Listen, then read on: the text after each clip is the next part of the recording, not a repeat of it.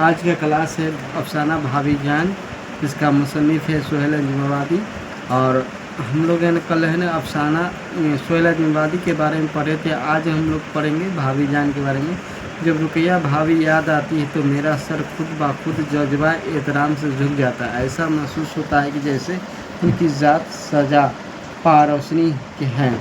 उनकी याद के साथ साथ मुझे वह शम्मा याद आ जाती है जो कलेसा की ऊंची कुर्बान गाह पर जलती है और पिघलती रहती है।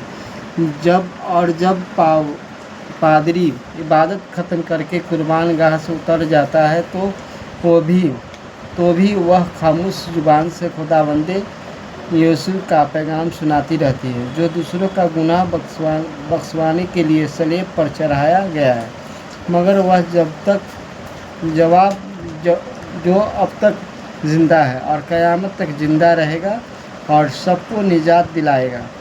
रुकैया भाभी की ज़ात मुझे ऐसी ही शम्मा मालूम होती जो जलती है और पिघलती रहती है और लेकिन रोशनी फैलाती रहती है और कुछ कहे बगैर भी हर वक्त एक पैगाम सुनाती रहती है, ऐसा पैगाम जो अमर है। भाई ने सुबह सवेरे आवाज़ दी, खैर तू शहजादे घोड़े बेच कर सोए हो, चाय ठंडी हो रही है।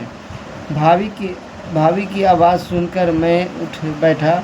वह मुस्कुरा दिए और बोले, भाई ये ठंडी चाय मुझे से पी नहीं जाती है और बच्चों को स्कूल भेजना भी है। भाई यही तो मुसीबत है, आपके साथ सुबह हुई और उठाकर बैठा दिया गया। हम लोगों को भी आप तालिबे इल्म समझती है। भाई बोले, तो आज कौन बुरे हो चुके हैं, अब भैया उठो जल्दी करो। भाई ने हाथ पकड़ा और बिस्तर खींच लिया। मैं ज़मीन पर खड़ा हो गया और हंसने लगा और मैं बोला, शुक्र है मैं आपका स्टूडेंट नहीं हुआ। बात न बनाओ, चाय ठंडी हो रही है, बच्चे बैठे हैं, लेकिन मुझे नींद आ रही है। भाभी रात भर नहीं सो सका। मैंने एहतिजाज करते हुए कहा, क्या करते हुए कहा? एहतिजाज करते हुए कहा, चाय के बाद दूसरी कसत सो लेना है। कसत का लफ्ज़ सुनकर मैंने हंस पड़ा और बोले, शायर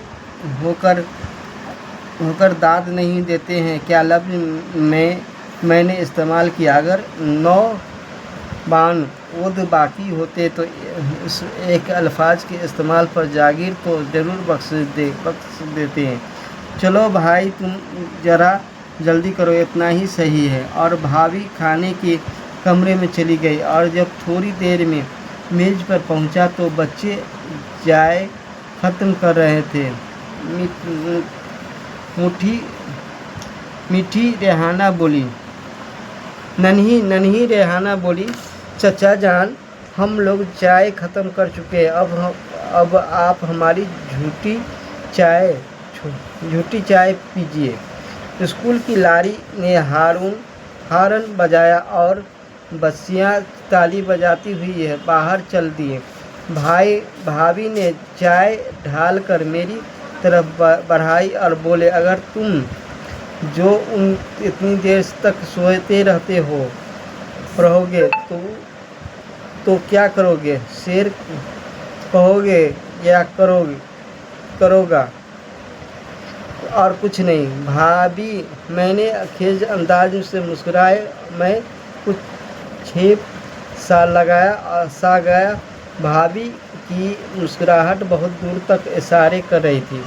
फिर आहिस्ता बोले, तुम्हारे भाई जान ठीक 4 बजे बैठते थे और चाय पीकर शुरू कर देते थे। शुरू में तो मुझे बड़ा जबर होता था और लेकिन आज सुबह उठने की आदत काम कर रही है। मैंने पलटकर देखा, भाभी की श्रृंगार मेज़ पर नन्हे भाई की खूबसूरत सी रंगीन तस्वीर रखी थी। मुस्कुरा रहे थे और इस तस्वीर के पास भाभी और बच्चों की तस्वीर थे। उसका श्रृंगार मेज़ नाम का था। इस पर बच्चों की किताबों ढेर और शायद कंघी के अलावा मेज़ पर श्रृंगार की दूसरी चीज़ भी नहीं था। रुकैया भाभी उदास हो गए और बोले, अख्तर न जाने तुम्हारे जान आज किस हाल में है, देखो उनके मुकदमे का क्या